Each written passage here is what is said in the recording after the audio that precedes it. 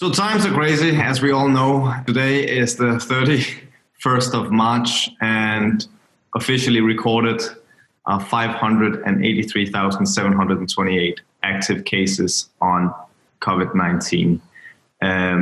It's a time that asks the best of us, even during very hard times. And I think the whole reason we wanted to do this call is to kind of open up for the discussion of how everybody can try and contribute to fight this crisis.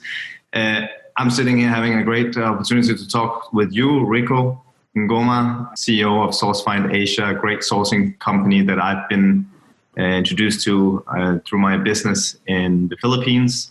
You're an individual who perhaps in my network is the best person to ask when it comes to finding difficult items in China.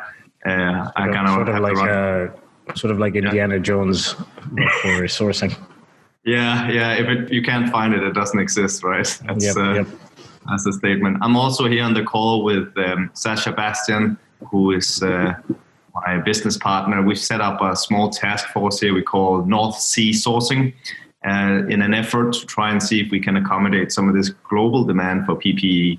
But the reason I just wanted to talk to you, Rico, and discuss with you is because as we engage this crisis and as we try to help, we don't want to try and offer the wrong kind of help or the unethical kind of help. And we've been discussing, me and you, about some of these dilemmas that occur when you try to help out in a crisis.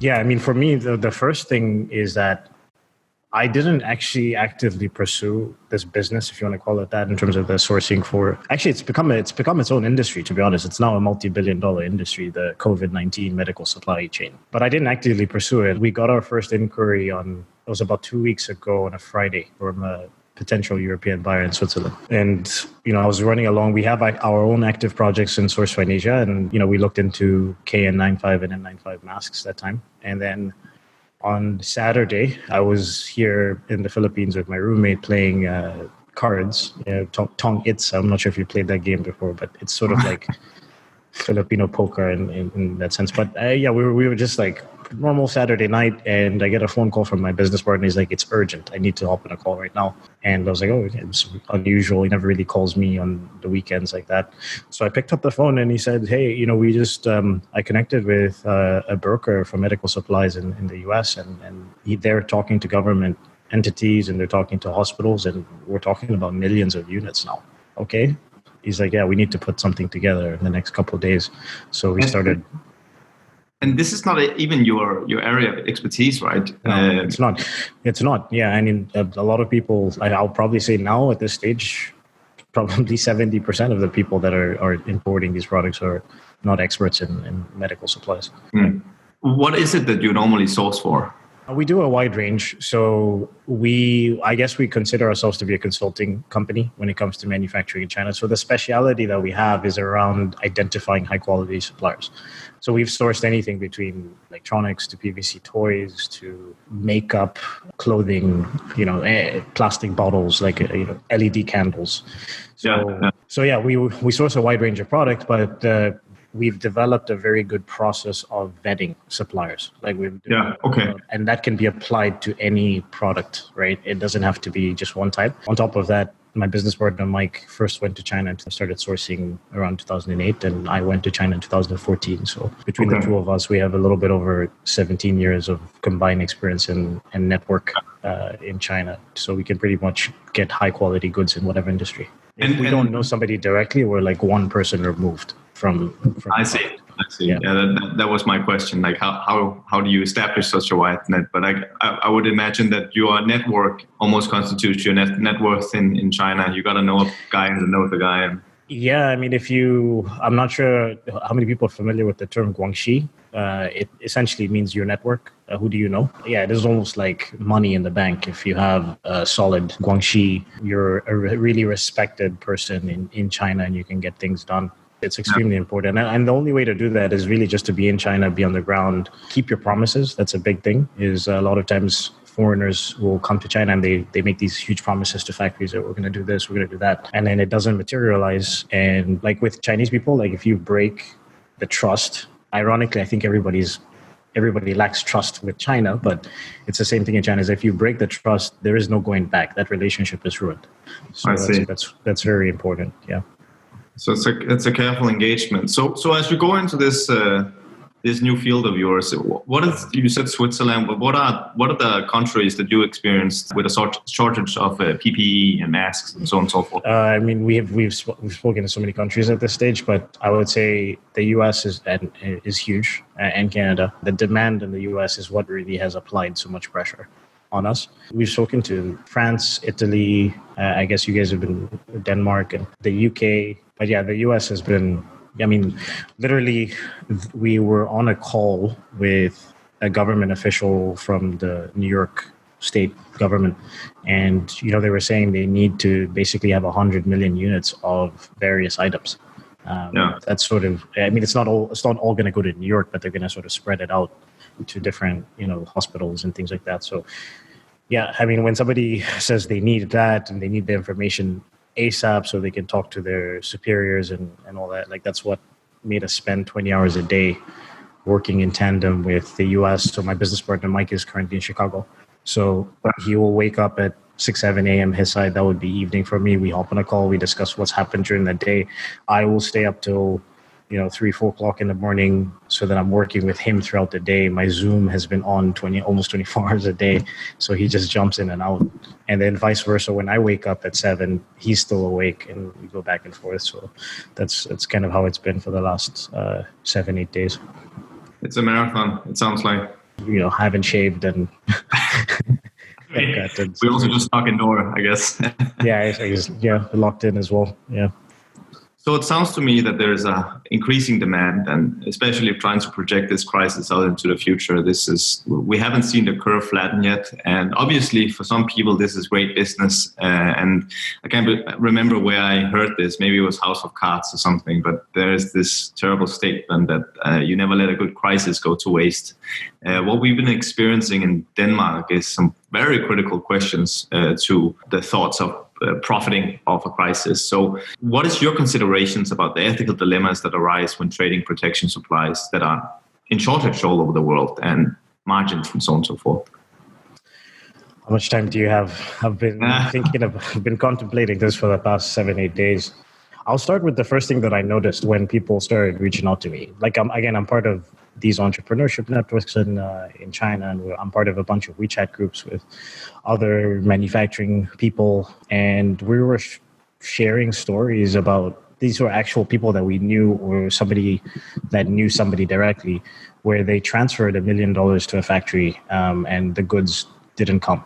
They bought goods and were transporting the goods from their factory to the airport, and the goods were seized by police, which they then found out were not police. It was probably the trading company that they bought the goods from that basically stole the goods and then resold them. So I know from my own personal experience that all of these things are avoidable if you go through the right vetting process of suppliers. But there's panic buying happening right now, and you're getting, like we just mentioned, 70%, probably more, people jumping into this business and buying stuff from China who just don't know how it works. They don't know how the process is. They don't know the right documentation to have. They don't know what the sort of the mistakes that can happen, like how to identify potential red flags and things like this. Is stuff that you can only learn from doing it, right? So I saw that and I was like, wow, well, first of all, I have a podcast in the YouTube channel. First of all, I want to educate people. So I made videos already before we even started really getting any crazy inquiries. I made videos just educating people, hey, this is what you should be looking out for. If the factory says this, then you should do it. Like, so the second thing for me personally is that I was born in Zambia, Southern Africa. So while I grew up, my parents are pretty well off, and I moved to the States and Canada, I definitely know people that are less well off than I am, and I definitely have seen poverty. So my thought process was like, if I'm going to help with this getting the goods to the US and Europe, I'm also going to start contributing towards my original birthplace. Like, I was actually thinking about sending free masks and things like that there. So maybe rolling in some of the money that we're making to help other people. So there's another side of it. It's like, I think that obviously you profit from the situation, but you can also give back. And I want to give back directly, not, through sort of organizations or government. Yeah. And then the third thing is, we always try to get exactly what people need. So that's another thing, is like, I feel like for us, if you're buying from us, we are going to do the best we can possibly do to get the exact product that you're looking for. And if we can't get it, then we're saying no.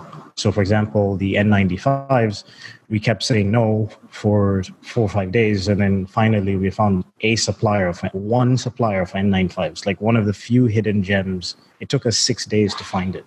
That's where I look at it from an ethical standpoint. Yeah. Incredible. So it's funny, the last point here, you imagine that you can go and search for these in some kind of centralized portfolio, but obviously these factories, some of them are quite hidden. And out of reach. Yeah, and especially because these products they're not shoes, they're not iPhones. Like, it's not a product that people use on a consumer basis, right? It's not. So there's not that many factories that are qualified to make those products, and there's not that many factories that make them because there was never really that need. They were medical professionals, right? But yeah, a lot of those factories are pretty hidden. Yeah. So if you were to sum up, you had 3 points here. And I guess the question is, when sourcing agents are approached with the question of whether or not this business is now ethical, what would your 3 takeaways be for them? One, approached by our clients and potential clients, buyers. And I noticed a lot of the fakery with factories providing fake certificates and people jumping into this and not knowing how to deal with China. So, I almost feel a sense of responsibility in that sense to educate people through my YouTube channel. That was the first thing that I did. And then, of course, we started to get bigger inquiries. So that's one. The second thing is, like I said, I was born in Zambia, in Southern Africa. So, I've seen poverty. And I'm very much connected to the idea that there's countries out there that are going to suffer greater than some of the European countries and the States. And if you're going to profit from something like this, you definitely have to give back. And that's what I want to do with the capital and money that we make. So the third part is one of our company ethos is transparency. And we always try to give clients exactly what they want. So I know that if somebody's buying medical supplies from us, we might not be a verified medical vendor that they're used to working with, but we're going to make sure, from the best of our ability, we're going to make sure that they get exactly what they want. And if we can't get what they want, we're going to tell them no. So that's sort of my 3 main takeaways from that. Mm-hmm. Fantastic. Can you talk a bit more in terms of this transparency that you offer in the supply chain? Because that's also an insurance for the buyer or the client, right? And especially during these times, what is the process that you do in mitigating the shortage or the risk of purchases? Of the purchases. So how do we verify the suppliers? Yeah, mitigate risk. It's going to be a very long explanation, but there are internal. The first thing we would do is reach out to a network in China. So I reach out to other factories that we worked with before, other sourcing agents that we worked with before. As long as we have the clear requirements from our clients, we should be able to find exactly, the certificates, the right product and things like that. From there, you can actually verify, and I'm sure anybody that's watching this that's a medical professional, you can actually verify these documents. Like online, you can go to the FDA website and search for the factory's name. Same thing with NIOSH. You can go to the NIOSH site. CE, you can contact TUV or SGS to confirm those details. And then, usually we want to order samples and we want to pay a deposit, visit the factory. It's a very unique situation. A lot of factories are asking for 100% payment upfront. A lot of factories will say you can't come to a factory until you pay us a deposit. So that's the one risky part about this current situation, but we'll still try our absolute best in terms of the pre-vetting process and making sure that the documentation that they provide is legitimate. I see. That's good. So it sounds to me that from start to beginning, you got a pretty good hold on how this new crisis, at least the supplier of PPE equipment, how it could be done. Yeah. Out of curiosity, in terms of vetting that the factories are operating under proper ethical conditions, are you also ensuring that child labor and work conditions are in order? Is that something that you take into consideration? Oh, always. We've never worked with a factory that had child labor or any of that. And typically the factories that have these certifications shouldn't be able to qualify for those certifications if that was the situation. But that's part of our vetting process in the sense of when we visit a factory.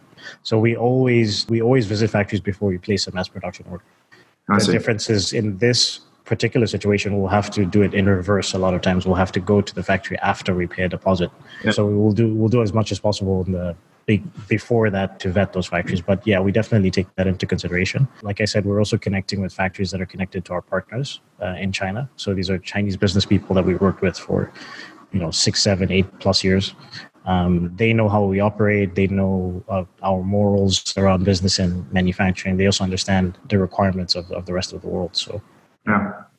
Fantastic. So perhaps if anyone is listening and now wants to get out and try and help their local community with setting up sourcing channels and so on and so forth, what would be a piece of advice you could offer them in order to work with you? I think know exactly what you want before you approach us.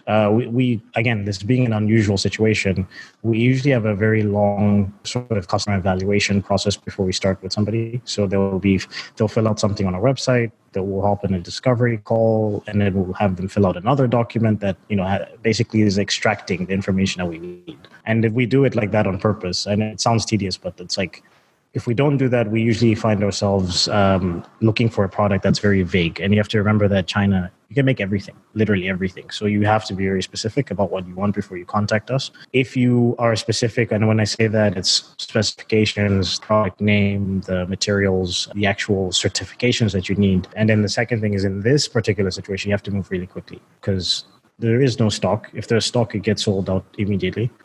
2, the factories, their production lead times are being pushed further and further every week. So not even every week, every day. We had 2-3 factories over the weekend tell us that no booked till the end of April. For the medical gowns, specifically the AAMI level 2 isolation gowns, all of the factories we've spoken to in the last couple of days, which is about 20 to 30 factories, have said they're booked till the end of June. They're not taking new orders. If you don't move quickly, you're going to miss the boat. Yeah. Number 1, know what you want exactly. And then number 2, move quickly afterwards. Perfect. So I want to work with you, know what you want, and move fast. That's a good point. Fantastic. Well, Rico, thanks. I know you overworked, and the rest and sleep is a luxury these days. So thanks so much for your time. We'll make sure to try and spread the word. The community know that if they have a shortage, if they know what they want, and if they're ready to move, then there are validated, transparent, and ethically correct ways of sourcing products from China with you. Sure. All right, man. I'm always happy to help and just provide more information, especially in this particular situation. I think that this information is extremely important to get out to the public. Yeah. Fantastic. Thanks so much. Cheers.